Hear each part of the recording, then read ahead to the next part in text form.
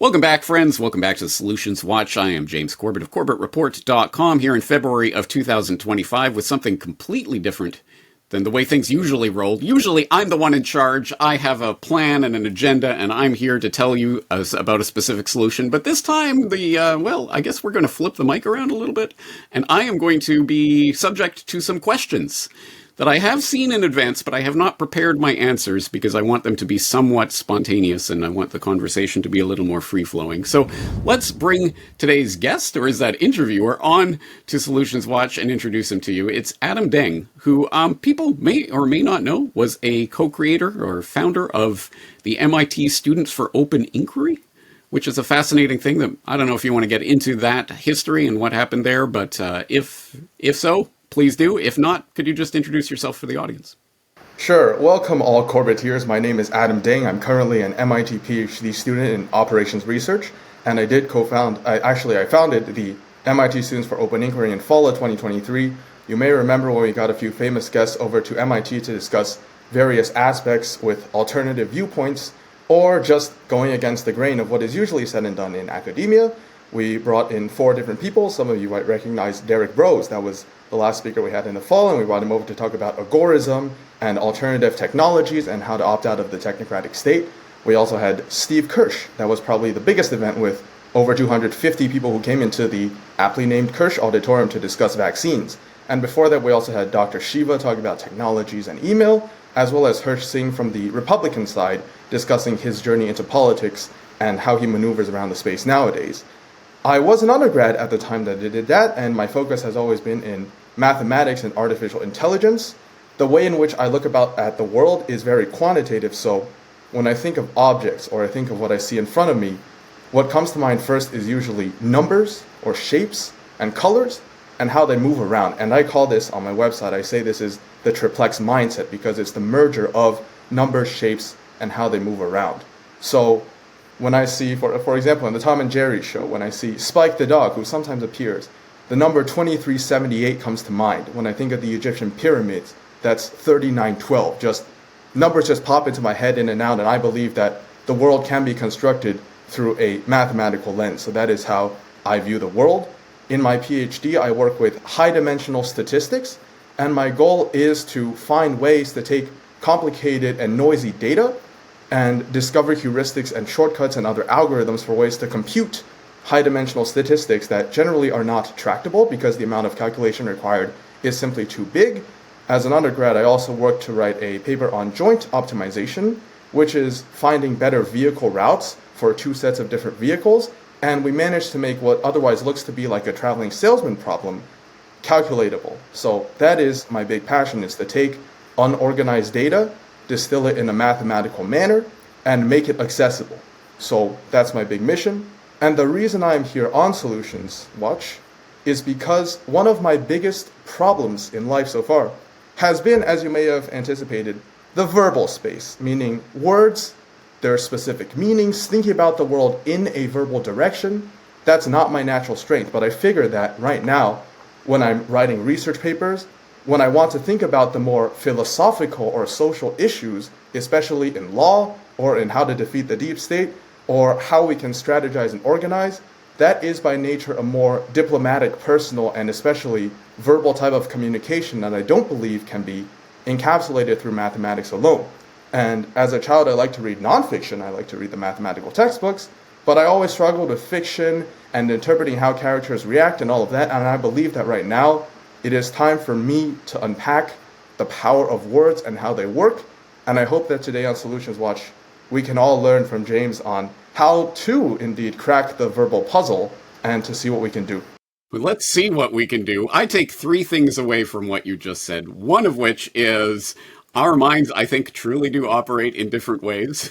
The second of which is you say you struggle with the verbal space and linguistics, but given that you just did 2 or 3 minutes of completely uninterrupted, totally comprehensible and coherent thought without a single pause, stutter, or verbal tick of any kind, I would say that's that in itself is impressive. I think not a lot of people could do that. And thirdly, it sounds like you're the person who's going to be training our new AI robot overlords. So please train them to go easy on me if you can. But all right. So yes, as Adam said there, we're going to be talking about improving the verbal today and all the different aspects that come with that, linguistic terrain and how to navigate it. And I guess that is what I do, and it is certainly, that is more of my background. As I always say, the only thing I'm actually trained in is the analysis of literature.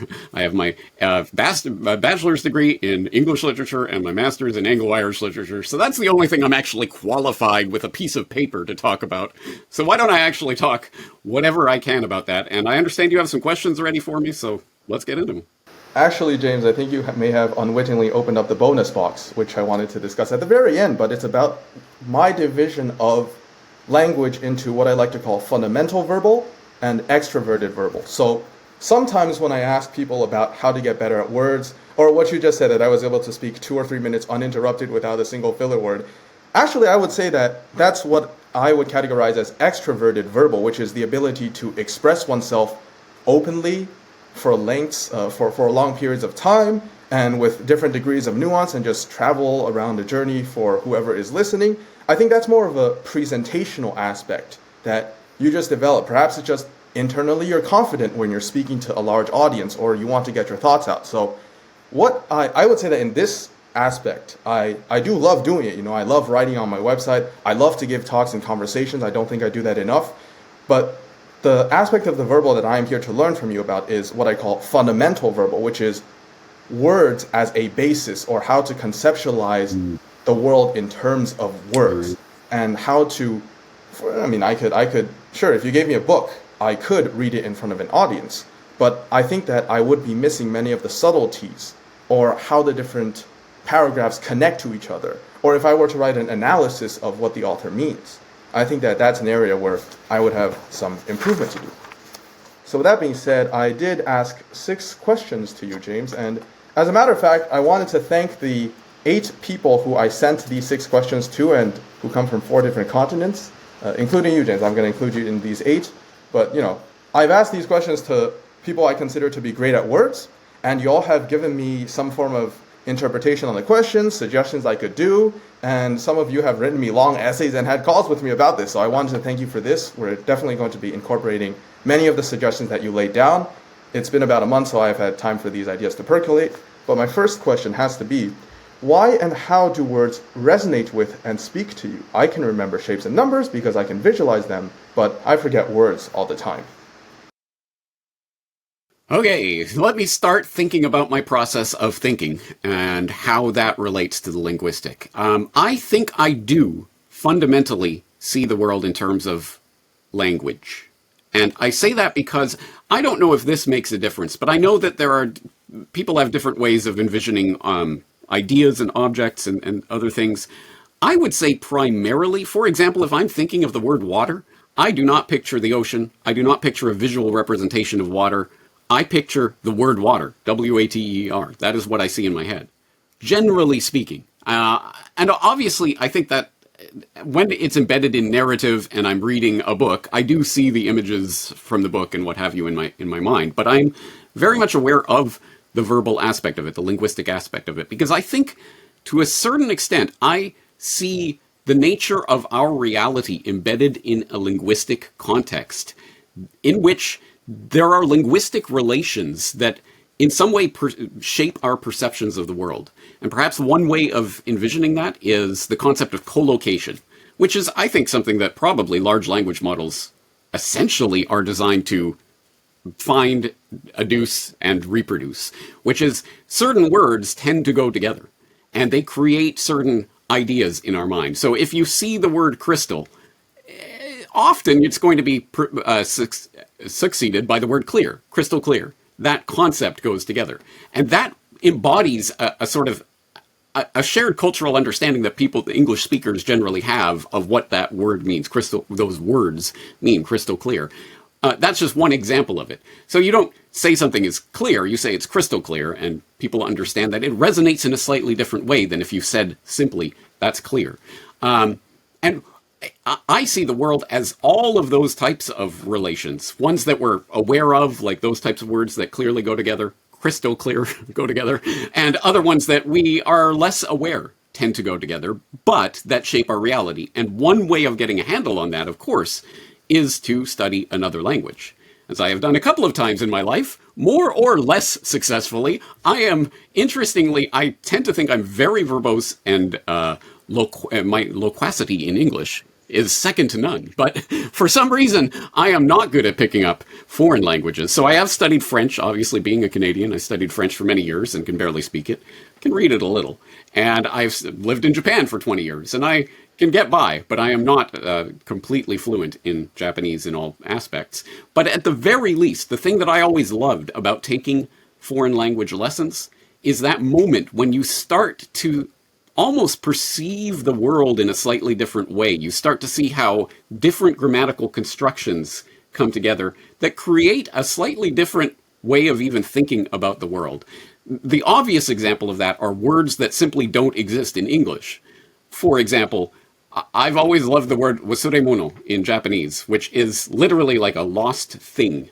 So something that you have left behind on the bus or whatever is a wasuremono. And we don't have a singular word for that in English. That's always just been interesting to me. But it can be, I think it's much, much deeper than that. For example, in Japanese, you don't tend to use the pronouns to address specific people that you're talking about. You don't say, you don't talk about this. When you're talking about a person or a subject, generally the subject is assumed. So you kind of you omit that from your sentence, which creates a certain ambiguity, which requires more from the listener. They have to understand the context and sometimes have to fill in the context, which is, I think, one reason why, as I think is stereotypically true, Asian cultures tend to have more emphasis on for example, actually, this has been found even at the biological level that for people in Asian cultures, when they are looking, for example, at a picture, tend to spend more time. Their eyes tend to concentrate more on the outer edges of the picture and other parts of it, whereas Westerners tend to focus on the central part of the picture. If it's a picture of a person, you look simply at the person, but Asians are looking at the context of the person more so. And I think that is partly a reflection of the language itself. Which comes first, the chicken or the egg? Is it more of a proclivity to favor context that creates language that favors context, or is it the language that is creating reality? I think it's the latter. I think our language develops, and yes, there is some aspect to which that is an expression of ourselves and the way that we think, but to some extent, I think it directs us to think in certain ways. I see. So I would actually take the opposite opinion, which is I think that reality handed down to us will then generate the language that we see around us. I also love foreign languages. I think that oftentimes one of the neglected connections, I would say, in terms of language as a verbal construct is the people who are good at literature don't interact very often, at least from what I see, with the people who learn a lot of languages. Maybe this is because when you're dealing with literature, it tends to be about emotional nuance and within a language, how to be the most expressive, how to find that key word that puts your idea in the best and most optimal way. You know, you don't want a generic word like big. Giant isn't good enough either. You want enormous or something like that. So those people, I would say, are more qualitative in how they think. And there are language learners who like to look around for different languages, and that tends to be a more syntactical and grammatical driven venture. So I know English. Perhaps the exceptions that prove the rule, but let me give two interjections there. One is James Joyce, who knew something on the order of, I think, 19 languages. He learnt Norwegian simply so he could correspond with Henrik Ibsen in his own language, which is amazing. But also one of my other favorite writers in the English language, Joseph Conrad, English was his fifth language. Just one of those people who could pick things up and anyway, that, yes. But as you say, I think there generally is that distinction because, and maybe you are correct on that. Maybe your inclination is true there because yes, there is such an attention to the detail of this specific language that when those people who are very interested in, say, literature and the nuance of language go into a foreign language space, they don't want to be basically babies babbling again. They want to have that fullness and richness of language that they experience in their original language. Maybe I'll use that as an excuse as to why I'm not so good at foreign languages. Yeah, you've gone so deep in English, it's like the world just wouldn't look the same if you were in any other language. Yeah. For me, I think that there are definitely authors and writers who have the best of both, as in they can learn a lot of languages with flexibility and they can express themselves with nuance and also at the same time continue their repository of detailed knowledge in a certain language. I would say for the most part though, the split is still there. And for myself, I do like learning different languages. I know English, Chinese, and German. So Japanese should only be a small hop away if kanji really is that big of a deal.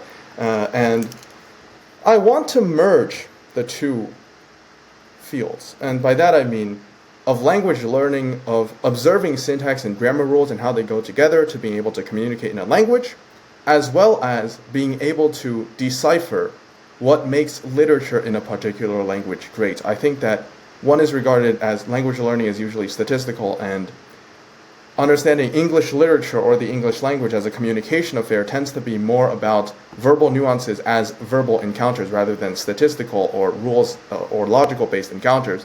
So I do think that there is much to be said about if I can tap into perhaps my knowledge of German or Chinese to help me understand how English words work. That could be a big benefit to me, because what I have noticed is that Chinese characters have been adapted around the world, especially in East Asia. Japan is, I believe, the only other country whose language has kept the Chinese characters. Vietnam, after being ruled by France, just completely got rid of it and went to a Latin system that I don't even know how to pronounce all of those accents. Korean just invented a whole new alphabet, even though if you listen to it, I can't actually figure it out by listening to it because it sounds different from Chinese, but if you look at how it's sounded out, you can actually see most of the remnants of the Chinese culture in there. And if what I've discovered is that if I can make languages fill the space of robustness a little bit more, I think that I can get better at discovering the types of connections. And what I mean by that is, I think that in terms of, you can imagine the world and what we observe as a very high dimensional space. So maybe you can represent objects and things and movies in terms of where objects are, what time span they are, what color they are, where they are located, what they have done to you. Basically, you can think of the entities of our observable reality as a very long string of numbers, each representing an aspect of it. This is in fact what large language models and AI generation of images do. They just turn images and words into very long vectors, and they're called embeddings.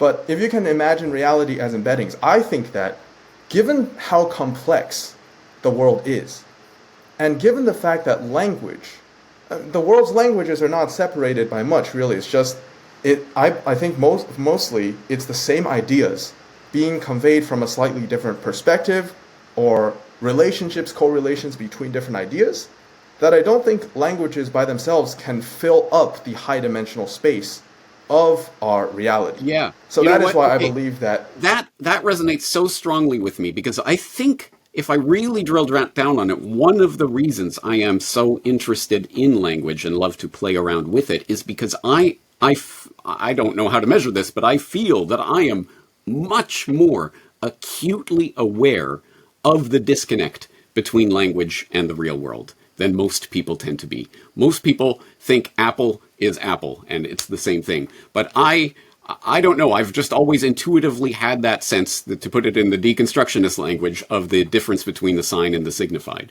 I've always been aware of that gulf, and it is an unbridgeable gulf. We have these words that we are using to represent the world, but I mean, they don't represent the world in all of its high-dimensional complexity. And I'm very aware of that. And I think that's part of the reason why I like language and the idea of playing around in language to try to find better ways of representing this idea or that idea. And I'm fine with the fact that there is no, I don't think there is a right or wrong. There's no definitive absolutes in this space. It is more like a type of play in which you can engage in, and sometimes you hit something and it'll spark something in someone else's mind. That, to me, is what this is all about, is trying to convey something to another human being. And I find that is almost like the unbridgeable gulf. So whenever you even have a glimmer of that type of spark of recognition in someone else, when you're able to put something in a way that makes them think in a different way, that to me is almost divine, I would say. Yes. I think that the reason why it is so beautiful when you have that moment of connection is because fundamentally we as humans exist in different places, in different perspectives, and so on. So probabilistically, if you think about humans as high-dimensional creatures within an even higher dimensional space, the probability that we bump into each other and can truly comprehend the experiences of the other is so astronomically rare that when it does happen, we should be celebrating it. I mean, this is my mathematical brain putting everything in terms of spatial order, but what I've realized so far in this conversation is that maybe there is nothing fundamentally so egregiously different about words and communication that it warrants my saying this, language is a completely alien field and I am here to learn what I can. Well, it seems like there are strong connections between language as expression, language as a statistical, logical structure, as well as the nuances and emotions embedded within language. And what I've realized recently is that my ability to understand what authors are saying to improve my reading comprehension has gone up when I have connected language to different aspects. For example, when I read a book, I no longer just read it once and then when I'm done, I'm done. When I'm reading, I will envision what the author is saying. I will imagine that the author is standing in front of me, speaking his or her ideas, and then it's like I'm interacting with the author. And also, when I read, sometimes I will jot down notes, I will draw diagrams of how different ideas interconnect, because I don't think reading is meant to be, you read it once and then you're done. It's not like food where you just download it and it's over. The book is always going to be there even after you've read it, unlike food. So you can always go back to it, revisit the ideas, iterate upon it. It's very similar actually to how I look at code and mathematical proofs and ideas. Because one of the ways in which I improve my ability to comprehend technically challenging ideas is instead of just thinking I have to understand this on one go, I will visit it again tomorrow, I'm going to read it again over the weekend and so on. I'm going to go very slowly, line by line, until I've understood everything that it has. Because each line of code or each equation has a fundamental meaning that does take time for you to truly understand what it is saying. And I believe that's the same with words and just reading novels and whatever it is, because in today's world, there's always so much around us going on, and we don't really have time to read everything in detail. But I think it's very helpful, for me at least, to just look at a piece of text and read it very slowly and make sure that I've understood how the words work and how they connect with each other. And then I figured that I can remember more of what it is that I'm thinking about, because not only is it just words on a piece of paper, it's also how do they relate to each other. And in fact, correlations and the act of relation is a graph theory concept. It's edges are different words, and vertices are how well they connect with each other. Oh, sorry, I mixed it up. See, in the English language, edges mean the line segments between dots, and the dots are called vertices. I always get that flipped because lines are supposed to be longer than dots, right? So I always call the lines vertices and the dots. Yeah, but you get the point. It's a fundamentally graph theoretical idea. So I think drawing associations between what I read on paper and what I see in the world around me and bridging that gap between words and reality, I think the graph is the solution to that problem. I hear what you're saying, and I think if it comes down to the technicalities of the ways of approaching a text in order to better understand it or to better internalize it, to me it depends on the ultimate purpose in reading that text. So, for example, I think I have a very sharp delineation between nonfiction and fiction. I read nonfiction all the time, all day, every day for this work. I'm constantly reading articles, books, what have you. And when I do so, I generally do so with a highlighter in hand, literally or virtually, as the case may be, so that I can better hone in on those facts and those things that I'm trying to extract that I want to be able to remember and recall and find again later on. And I find it's even more helpful if I take a second order to that. So after highlighting and going through, for example, if I'm working on a documentary, after highlighting a book or an article, I will then go and actually transfer those highlighted sections into a document and make notes about them or in some way coordinate those into some sort of structure structure that I can then draw upon when I am putting it together in my own narrative. Then I have to be able to take these different pieces and put them together in a way that makes sense. So that I find that process helpful, at least to me, to better coordinate and understand the information, internalize it, remember it, be able to regurgitate it later. But that isn't at all the way that I approach fiction. And I think it is because what I am doing when I approach a great work of fiction that I love as a work of art, I am approaching it more, of course, less for I have to remember the name and details of this particular character, and more so what it is telling me about the human experience. And is it informing my understanding of my own experience, and in what ways? And in that regard, you could read something when you're 18 years old and then come back to it when you're 28 years old and 38 years old and 40, and you could continue going back to it throughout your whole life and get different things each time. It doesn't mean that any one reading of those was right or wrong or was definitively the reading. It's just that you have a different perspective on it because you were in a different place in your human journey. And so it's a completely different mindset that I would approach most fiction most of the time, the caveat being, well, of course, sometimes when I'm watching fiction, it's for the purpose of the work that I'm doing in the nonfiction setting. So is this propaganda that's conditioning us for the transhuman future or something like that? In which case I will go and make notes and approach it in that way. But if I'm approaching it as a work of art, it is essentially, what is this speaking to my experience of the human condition, and how does it inform that? Mm-hmm. I think we pretty much answered the second question, which would be, what's your strategy for extracting knowledge and meaning when you read? Do you pay attention to every word, just a few keywords, or the beginning and the end? We're taking care of the extracting the knowledge. Yes. With respect to yes. fiction, Right. yes. Okay. With respect to fiction and nonfiction, for me, nonfiction is pretty straightforward. I can draw the mental map in my head. In terms of fiction, I think I am actually more formulaic because I have less ability to appreciate words. I just think I was born a mathematician, you know. When I listen to songs and they're memorable to me, or they're sad to me, or they speak to me, 95% of the reason is because the melody was a certain way. Mm-hmm. I don't really care about the words. You could replace the words with something funny or something silly or something I don't know, and I would still think it's a very heartfelt song, or it's a very energetic song. Mm-hmm. So, poetry doesn't appeal to me much. But speaking of fiction, I do want to ask, how do you read between the lines to detect implicit intent, subtle emotions, and hidden meanings? Before I get to that, may I ask you a question? Is there Yes. any poem or song lyric or book or short story or anything that has ever resonated with you on that level of, oh my God, that's exactly what I think, or that's the human experience that I'm having, or something along those lines? Is there anything that's ever really caught you in that same way that a melody, for example, can catch you? The same way that a melody can. I don't think so. Interesting. Okay. I would say if there was, that might be the starting point of a kernel for exploration and deepening. But if there isn't, then it might actually be. I don't know. Obviously, I'm not an expert, but maybe there is a neurobiological chemical impediment or difference at any rate. And some people are simply not able to do that. I find that fascinating because there are certainly words and phrases and things that have stuck with me for decades that really resonated with me that I find so fascinating. Anyway, okay. Sorry, the question one more time. Yes. How do you read between the lines to detect implicit intent, subtle emotions, and hidden meanings? That is an excellent question, but one that I'm not sure I'm able to articulate. How do I read between the lines?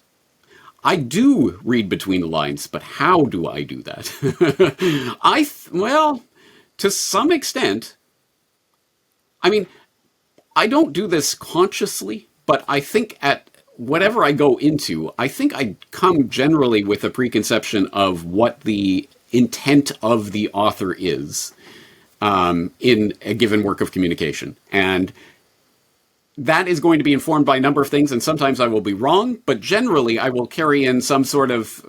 It is almost like a filter through which you're reading something. So when I go in and I'm reading something from some foreignpolicy.com or some place that I am going to associate with, oh, this is going to be an establishment propaganda outlet that's trying to foist establishment propaganda on me, I will go in with that filter and I will see when they use...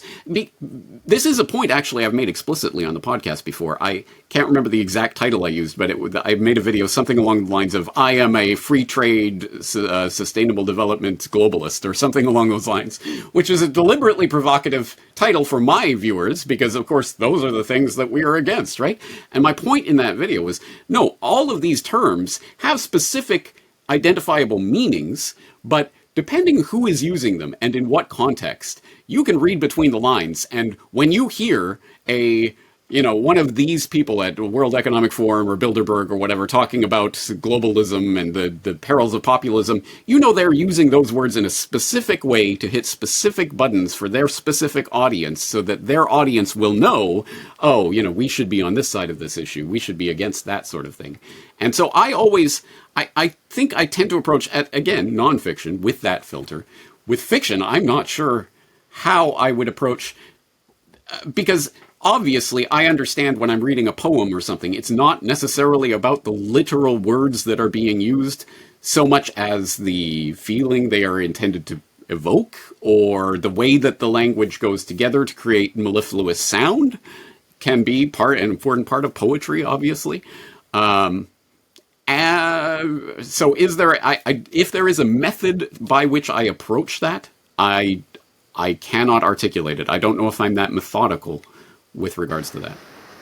It could just be subconscious, because when I see a poem, I'm sure that poems are just, by default, by their definition, they're going to have many different layers of hidden meaning, and perhaps it's the fact that all the words start with F, or that the characters behave a certain way, but in any case, I'm completely lost. So I don't know why it is that certain people in class, whenever they see a certain poem or read it a couple of times, they can say, oh, the author intended this, this, and that. And you know what? Maybe it is a muscle that needs to be exercised in order to grow. And an example of that occurs to me, I remember from my 10th grade English class, so this would have been, I don't know, I was 15 or something. I remember we were reading a short story, and it was about I believe a farmer, if I can remember the details, a farmer who had had some horrible threshing accident or something and essentially lost both his arms or his hands or something like that. And that was, so when he slept with his wife at night, he would sort of wrap his legs around her awkwardly, but he couldn't hold her anymore, right? And our teacher was trying to draw this out of us. Okay, that is what is explicitly, literally true about this character in this situation. But what does this mean? What is happening in this story? And it took forever. It was like pulling teeth. But eventually one student raised his hand. Well, he's losing his grip on his wife, right? And that was sort of the main theme of the story. It was about them falling out of love and what have you. The literal incarnation of that was he was literally had no arms. He couldn't literally hold her anymore. But the idea was he was losing his touch with her, right? And, it's that kind of thing. Once you see that for the first time, then you are, I would imagine, better prepared the next time you're starting to think about what is the association? What does this mean on a deeper sense? Again, it's like a muscle. You train it and you do it over and over and you will get better at it. Yeah, perhaps, because the first thing that came to my mind was that he still loves his wife because he's still trying to wrap his legs around her. Yeah. But I definitely need to read the whole story. I think it made sense in the context, but anyway. I see.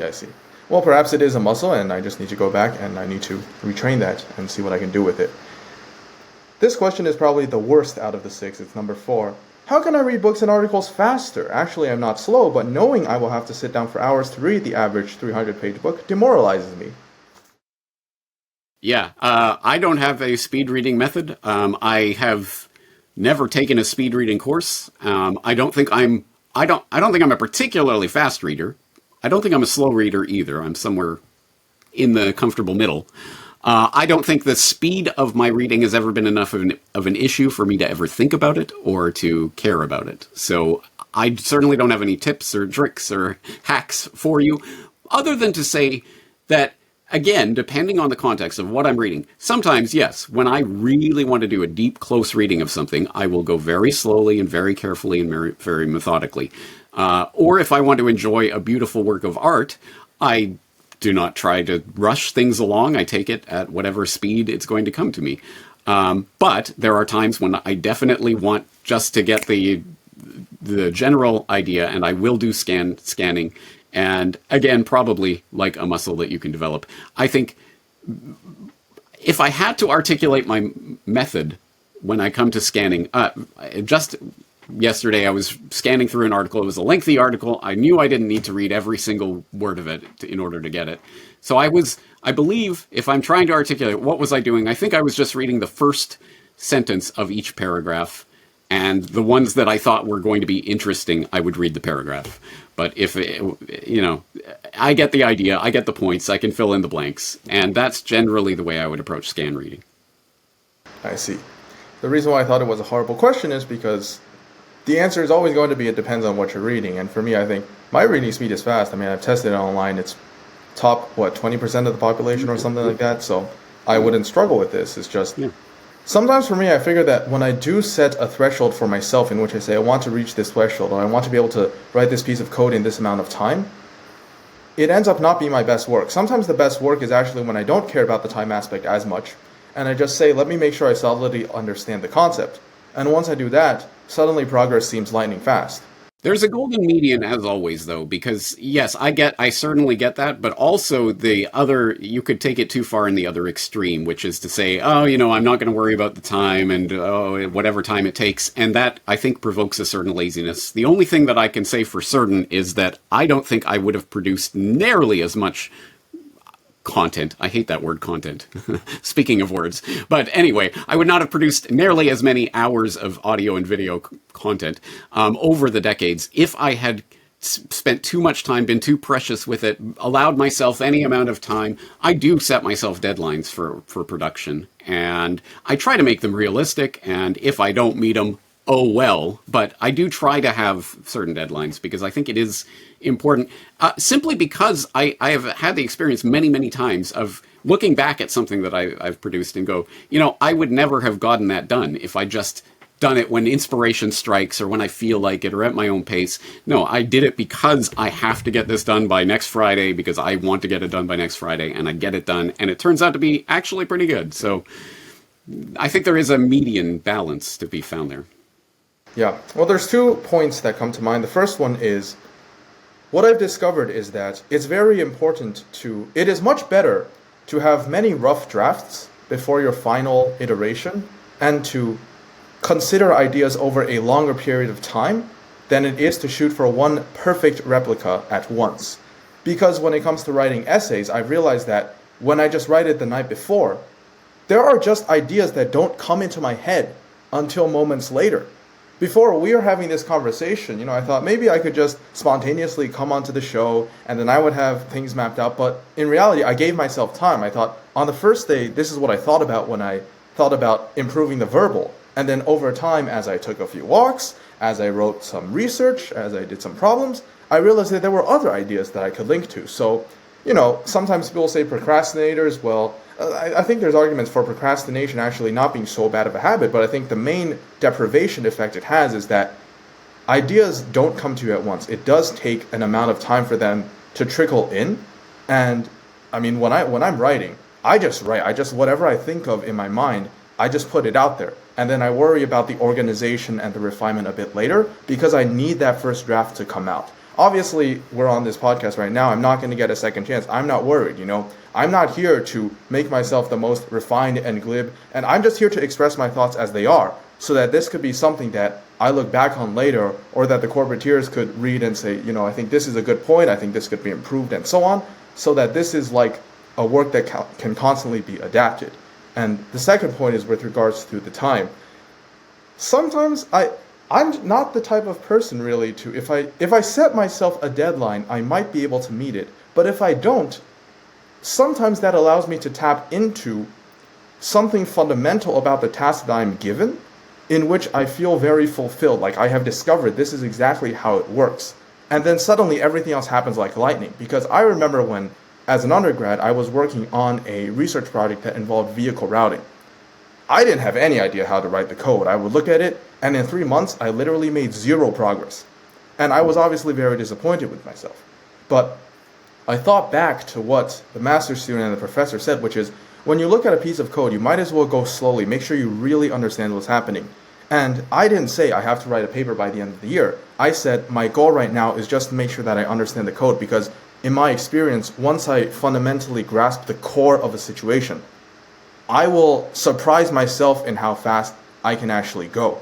And it turns out that once I understood how column generation works, I was able to create novel techniques on column generation, make dual column generation, which is two simultaneous different problem sets that are put together, and I actually finished up my work 3 months in advance, despite the fact that I wasted 3+ months. So yeah, but perhaps it is just... there is a difference in terms of what you are generating. So if you're generating something that is practical, that has a certain answer that is going to either be right or wrong, that does a certain practical thing in the real world, then yes. But when there is an artistic/aesthetic nuance to it, I think that that's where the potential for genuine procrastination comes in. Because I know personally, I could be so precious with my work, and oh my God, it has to be just every word just perfect, and oh, this it isn't inspiring me today.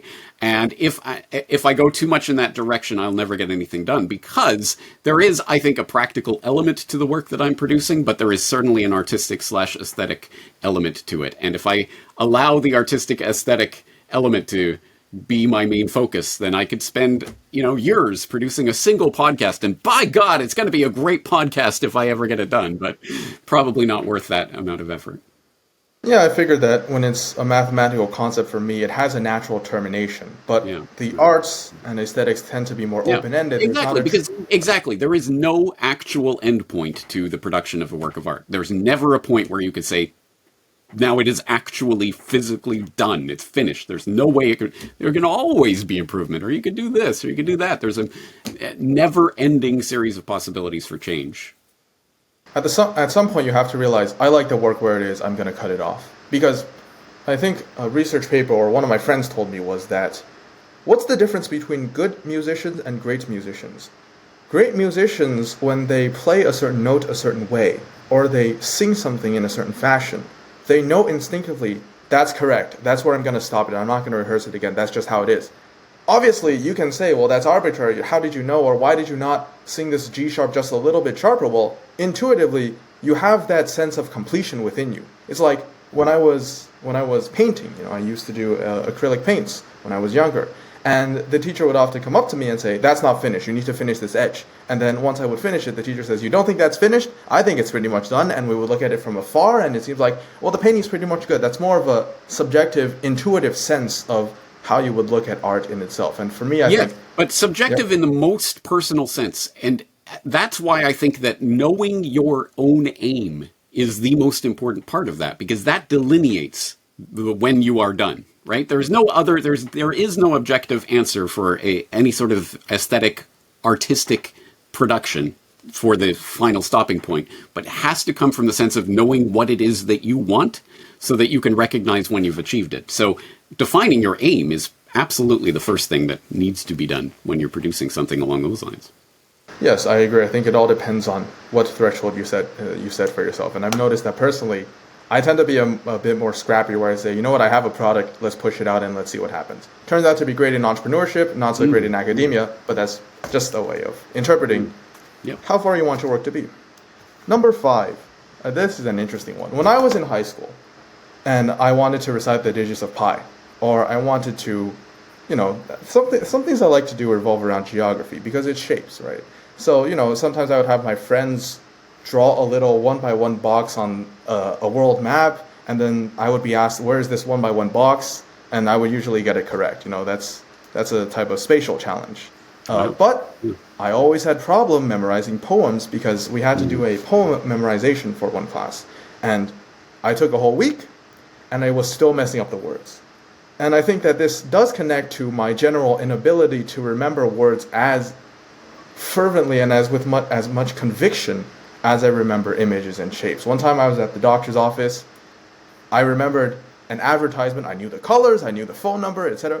But I couldn't even remember a single word. So I gotta ask you, how can I improve verbal recall? Just the ability to come up with, it's when you've read enough books and then you can say, oh, this book that I read at this time called this by this author once said, and so on. I struggle with that. If but some vengeful god would call to me from up the sky and laugh, thou suffering thing, know that thy sorrow is my ecstasy, that thy love's loss is my hate's profiting. Then would I bear it, clench myself and die, half-eased in... Oh, fuck. Ugh. Half-eased in... No. Then would I Where's bear that it, from? clench myself and die. Anyway, well, I almost got it. Hap by Thomas Hardy. Why? How can I even start to recall that poem? Specifically, because I set myself the challenge last January of creating a song out of that poem. So I set that to music, and so I had those words going around in my head over and over and over, trying to find a melody that would encapsulate that, and what am I going for? So that poem in particular almost made it into my long-term memory. Anyway, I could do it if I really tried. But yeah, I don't think I'm the type that has that kind of incredible recall for specific words unless they are incredibly profoundly impactful on me. But I don't think so. I think my recall, my memory is not predicated on remembering the specific order of specific words. It is about remembering concepts. Like, I can tell you about this book that I read about this subject, and I can tell you what the author was saying about it. I can't tell you the specific order of the words that he used to say it, generally speaking. Same idea of just associating words with something else, anything else. I mean, for you it was a song, and for me perhaps it could be numbers, or it could be the way that words sound in different contexts. I don't have this problem in Chinese, by the way. Maybe it's because they're just characters. So when I see them, it's literally images too. And tell me if this is folklore or true, but there are no dyslexic Chinese, right? Is dyslexia a thing when it comes to kanji? Well, there was one funny cartoon that I saw a while back, which was about the case for simplifying Chinese characters, because the Chinese that you see in Japanese actually, where there is a difference between traditional, which is more complicated, and simplified Chinese, usually Japan takes the traditional one. And a Chinese cartoon that was drawn by Mao's communists to inspire the people to simplify their writing system because it was so hard to read and it was so complicated was, there was a guy who had adapted to simplified Chinese and he could write 100 characters a minute, and then right next to him at another table was a guy who was writing in traditional and he was struggling with, does this little stroke go here or where does it go? I think that okay, I actually don't know whether or not they're a dyslexic Chinese, but I don't think dyslexia can be in the same sense, right? Because you're not dealing with the order of letters, right? There is no such, there is a spelling bee equivalent, and that's, a judge will give you a very obscure character, and you can ask for the definition and so on, and then you have to write the character, sure. Right. But is that counted on stroke order and stroke direction as well? Oh, I don't care about stroke order at all. Yeah, but they do in Japan, let me tell you. Oh, they absolutely do. I've seen it all. Yeah, I don't know. Yeah, it is just that's just a concept that doesn't exist in an ideogrammic language because letters representing sounds is different than ideograms. Yes. Yeah. What also doesn't exist in most ideogrammic languages is uppercase and lowercase. Yeah, never thought about it, but yeah. And I thought that was actually a great thing. Okay, I don't know about Chinese. I know about Japanese, but in order to stress certain words, instead of representing them in kanji, they would spell them out in katakana as a. And would they also add the little dash? So, like in Chinese, how do you stress a word? How do you stress a word? It depends on the context, really. It depends on what you're trying to say, and as with English, if you stress different characters, you can also change the meaning of a sentence. Yeah. Like, I didn't steal it. I didn't steal it. Right. I don't mean like I mean like graphically. When you're writing, how do you stress a word? How do you show? You don't. Okay. There's no way to show. I mean, English. See, some languages love having markers, like little. I don't know what they're called. Acute accents, I think. Yeah. No, the one that goes up, right, to show where the stress is. In Greek, you are forced to add stress to literally every word that has more than one syllable. In Russian, it's usually done for instruction purposes, and in English, actually, I think Japanese and Korean manuals on how to read and write English do have the strokes, but they have to disappear when you're actually doing it. Right. Yeah. And there are certain implicit traits within language that do exist. I think that actually, when I listen to the podcast and what we talked about, it will pretty much wrap up the sixth question, which would have been, how do I increase my overall engagement with and affinity for words and verbal IQ? And I think the answer is, well, just listen to the conversation that we just had, re-listen to it, write down ideas and see what we have. Because I think that this Solutions Watch is more about a work in progress. It's me trying to find ways to improve my relationship with words fundamentally. And I think the biggest takeaway from this has to be that words are not that different from graph theory. That's my big takeaway. Is that you can represent it in graph. Of trying to map reality. It's just mapping in a completely different terrain, essentially. Yeah, it's just because there is a linguistics competition. It's one of the big high school Olympiads. And usually you're faced with an unknown language. And you're usually told that some of these words correspond to this word in English, and I give you a foreign sentence, and now you tell me what the sentence means. And half the words you've never seen before. Yeah. And your goal is to decipher the meaning, or linguistically, syntactically, how do you get there?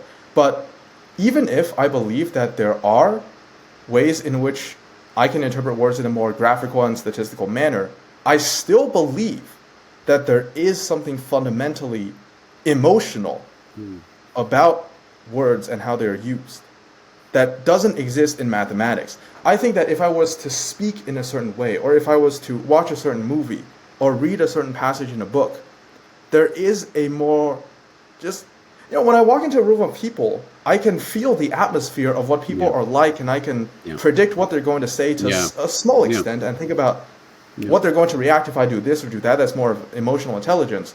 I think that exists in words in a way that does not exist in the quantitative Well, I'm trying to field. think, okay, so if I gave an artist, a visual artist, the cue, okay, paint me love, I'm sure they could at least interpret that in some way and paint something that to at least to them and maybe to other people conveys that concept.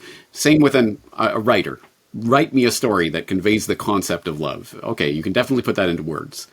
It might not be one-to-one directly from the author's mind into the reader, but that concept at least exists somewhere in the linguistic space. Go to a mathematician. Show me an equation of love. Is that conceivable? Is there any equation? What does that mean? I don't even know how to begin approaching that. The answer is always 42. That's the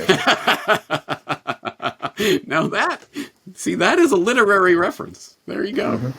Yeah, that's probably the only one I can catch. Because it's numeral. Exactly. And I'm not going to explain it for anyone out there who doesn't know what 42 is. Of course. You should know. Yeah, I remember when you said, what was it? I believe it was in the President Trump documentary in which you said that if you don't understand Douglas Adams' Hitchhiker's Guide to Galaxy, I doubt we can truly be friends. It's true. So I do have some... That's my sense of humor in a nutshell. Yeah, I do have some reading to do. I think that wraps up the questions on how to become better with respect to internalizing words as a fundamental concept.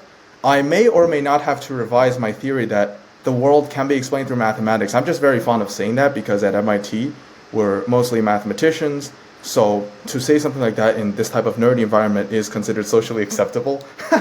But I do think that many fields, such as if you wanted to write a law, or if you wanted to energize a large amount of people to perform a certain policy or act, or to write to your senator, the type of skill that you would need there, well, you can mathematically optimize who you're going to reach out to, or how am I going to plan this on the grand level, but it does take a different skill set to convey yourself most convincingly. And I don't think it can be done by being loud and extroverted alone. I think you do need sophistication in terms of how you word things and how they go.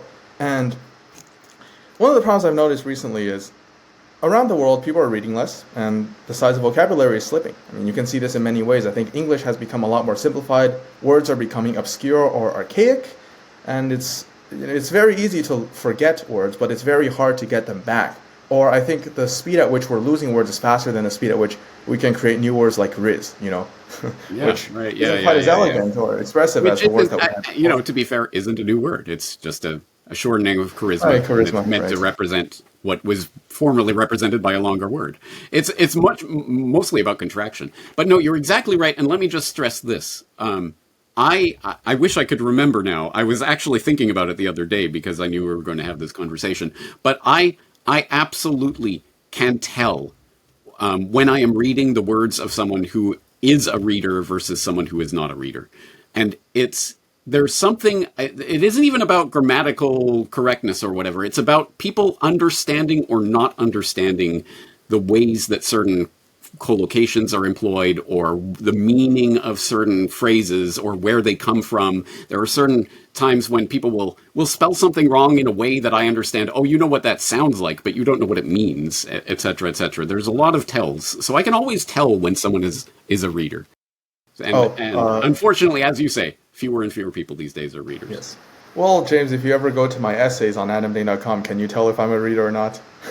You know what? I'm going to give myself that task, and I will let you know. Yes, and see whether or not I'm a reader. I hope your answer should be no. I don't think I've read nearly enough. I mean, in terms of writing ideas, at the point at which large language models can produce poetry and art and stories that make us feel emotions, then maybe you're right. Maybe it is all mathematical and it can all be represented and put into constructs and then regurgitated on command, and humans are just biological robots that can be programmed by certain neurolinguistic processing, etc., and all of this airy-fairy love and all that nonsense doesn't exist. I tend to think that's not the case, but hey, we'll find out. I've also considered the question of whether AI can perfectly replicate what humans do. I mean, if humans give a concert, the AI can simply take a sensor and see what hertz the vibrations were, and then just, if you take enough samples, it sounds like the real thing. But I have been considering what it is that makes human and AI different. And my answer would have to be, to co-opt a David Icke term, creative imagination. I think that if humans were given a blank piece of paper, whether it's a baby or it's an adult, we want to do something with it. Maybe fold it up into a paper airplane, or draw our thoughts, or so on. If you give AI no prompt at all, the AI is just not going to do anything, right? If you give an AI a blank piece of paper and you don't tell it, draw something, you just simply leave it there, the AI is not going to do anything. I think the reason why our world is where it has gotten to right now is because humans fundamentally have an ability to create and discover and to want to know the secrets of the universe. AI doesn't. I've never seen an AI say, what is the secret of life? I've always say humans tell AI what is the secret of life, and then the AI will try to get an answer. I think fundamentally, the power of creativity is what has brought us here, and it is a very fundamental property that AI just never will have. When people say, when AlphaGo was developed, and AlphaGo was able to beat the strongest Go players, and they said, oh, the AI learned, right? Reinforcement learning. Because if you go a certain place, it can be associated with a certain negative weight, and the AI fine-tunes over a large number of horizons and knows where to go and where not to go and can calculate down the tree. I wouldn't consider that AI learning. Okay, sure, the AI has learned from itself, but has it broken the rules of Go? Has it created a new game? No, it hasn't. It has simply done better than what humans can do by reading the tree further down. It's like in chess or in any board game, when you read the tree of possible moves and where they end up, the AI, I mean, obviously Go, you can move 100 plus times. Nobody will ever be able to construct a tree like that. But the machine knows how to heuristify and simplify things, and that's how it decides where to branch down. Has it learned? No, I think it's just adapted the rules of mathematics. Some human programmed it to have these types of heuristics. I mean, at the end of the day, I always think about, can you have a standalone army of just robots without any human intervention doing things? Perhaps, but are they creating anything, or are they just playing in the game that we've developed? Okay, that's such an important point, and I'm glad you made it. Absolutely. The motivation to produce anything, to do anything without being commanded to do so, it does seem like it is a differentiation, at least at this point. So I would leave with one observation and one recommendation. The observation is that meaning is created, not discovered. And I have yet to see the AI creating meaning. And secondly, I would recommend the philosophy of Ludwig Wittgenstein. I think maybe that is part of what you're grappling with. I think some of those ideas might be contained in there. For people who don't know, one of the most important philosophers of the 20th century. In the early 20th century, he went to study under Bertrand Russell. Bertrand Russell said, this is the greatest logical thinker. He's a genius. He will probably produce, this great work in the future. He ends up producing a single work called the Logico Tractatus Philosophico. I'm butchering that, but anyway, and Wittgenstein is a young man, but he retires. He's like, that's it. This is all that needs to be said. I have put it into this is the logical conclusion of what philosophy is and how it works and everything that we need to know. A few decades later, he comes back and he's like, you know what, actually, and then he starts to essentially pioneer a whole different branch of philosophy that we're still moving forward within, which is language games, and essentially how context of language in various language games, as he called them, like in a courtroom versus a conversation like we're having versus a conversation I'd have with my wife versus a conversation you'd have with your coworker, etc., etc. Those are all language games. And the context of that is where meaning is created, and also the reality of the world, in a sense, is created through the various language games. Anyway, Wittgenstein's career as a whole is probably instructive along the lines of what we're talking about today. Well, the note that I'll end on is perhaps a simple note, but it's that when you look at the different fields of life and different ways to interpret the human experience, they are more similar than you would always believe. Because for me, I like to divide things. I like to categorize and pattern things, and then see maybe between this vertex and this vertex, I can draw an edge. There we go. Now that's the correct one. Now I'm starting to realize that not only is it that the same techniques can be used to analyze different modes of thought. For example, close reading text, like a verbal-based or literature-based text, is similar to close reading code, is similar to deriving a mathematical equation. Not only are they similar, I think that the ways in which they express themselves fundamentally are not all that different either. What I mean by that is, I used to think of words as a literature-like, emotion-like pursuit, but actually, even when you look at the best of poems, the words themselves do have an embedding someplace in embedding space. And you can't really, the fundamental building blocks of a good piece of music or of a good poem are not all that different from the fundamental building blocks of an engineering equation or optimizing the design of a chainsaw. It's just that the ways in which we associate them are perhaps very, very different. Because if I look at a cell phone, I'm going to give it the number 74. And when you look at a cell phone, perhaps you're thinking about the different nature of what a cell phone means to you. But I think that the building blocks at the very base level are still the same. And this is entering uncharted territory that I'm going to spend weeks distilling the conversation that we had and coming up with ideas for how I can streamline this. Maybe I develop a new theory about how this all fits together. But I think that it's been a great conversation. I certainly have. I am looking forward to that update, let me tell you. Yes, and my mind is complete. I know the MIT SOI is, or at least the website is defunct at this point, right? Mm-hmm. So what is the best place for people to find out about you and your work?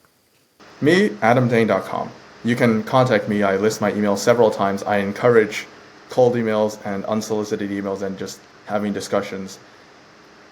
My mind is blown. This is the first time I've said it in a while. I sit at the MIT math lecture and I look at the equations, I can at least say, this is how the equation works, and this is what I can do, and then I spend 7 hours in the dojo just training myself to get ready for the next lecture. But this time, I think, something fundamental, like the truth of the paper has broken in, and it's going to take me a while to recover and to put all my thoughts together, but I think that when I come out at the other side of it, I am going to be looking at the world in a new way, because one of my New Year's resolutions in what is possibly the only square year I will ever live through in this physical form, was to improve my grasp of the verbal and to be able to relate words which I've isolated in a box for so long with other pursuits, and to think about the nature of how different modes of communication and different ways of interpreting the world can be put together. And I hope that that is an exercise that I'm able to tackle, and it's an exercise that will lead me to put together my different interests. Like I do research in high-dimensional space. Maybe that can help me build better algorithms for various applications, and possibly that can help me develop a site for analyzing the law or gathering together what people think about the law. And there's many services in the practical world that have not yet been created. And I think one of the biggest areas for arbitrage, so to speak, is in the freedom movement, just needing to come together and to agree on ideas, or be able to have more power and scale in getting our message out there is one of the challenges. And knowing in this space, what exactly is it that I'm supposed to read? Because when I look at the alternative viewpoints, there's just so much stuff out there, and it's really hard to distill it into. You've done it. I think you have open source education, where you have specifically, economy, government corruption, and so on, so that people know how to navigate the roadmap. I think that with my knowledge of graph theory, I want to be able to come up with ways in which we can better structure and optimize what we do. And I want to do that for myself first, though, because otherwise, what's the point? But my mind is, I'm just, at the start of the conversation, right, I was talking 2-3 minutes. I'm confident coming out with how to introduce myself. Now it's like I'm broken down. The math, there's no math in my brain anymore. It's just all these ideas everywhere. So Well, then mission accomplished. All right. Well, as I say, this is truly what my bread and butter issue and what I'm interested in. So I'm yeah. thankful for you bringing it up. And as I say, I'm genuinely interested in what you come up with from Yes, this yes. update. I am happy to be deconstructed. My goal was not to have a flawless conversation at all. It was just to have my fundamental assumptions on the different interplay of subjects reevaluated. And I wanted that deconstruction to happen, and I think that we have it happening. So, yes, I will keep you updated on what I eventually come up with. All right. Thank you. Let's leave it there. Adam Deng, thank you for your time. Of course. Thank you for having me on.